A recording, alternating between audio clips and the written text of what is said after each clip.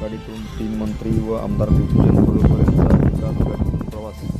पंतप्रधान नरेंद्र मोदी यांनी आखाती युद्धाच्या पार्श्वभूमीवर इंधन बचतीचे आवाहन केल्यामुळे याला भाजपच्या मंत्री व आमदारांनी मोठा प्रतिसाद दिलेला आहे. गेल्याच आठवड्यापूर्वी भाजपचे मंत्री सांगली जिल्ह्यामध्ये आले होते.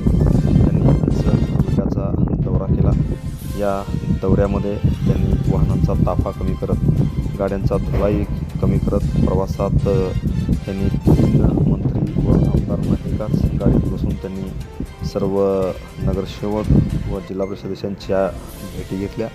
या भेटीमध्ये उच्च व तंत्र शिक्षण मंत्री, सांगलीचे पालकमंत्री चंद्रकांत पाटील, ग्रामविकास मंत्री पालकमंत्री जयकुमार गोरे व सार्वजनिक बांधकाम मंत्री छत्रपती शिवेंद्रराजे भोसले व तालुक्याचे आमदार गोपीचंद पडळकर यांनी एकाच वाहनातून त्यांनी प्रवास केला.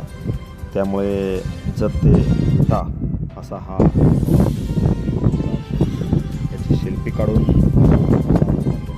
फोटो शेअर केलेला आहे. त्यामुळे याचे सर्वत्र याची जोरदार चर्चा होताना दिसत आहे. Press the bell icon on the video and never miss another update.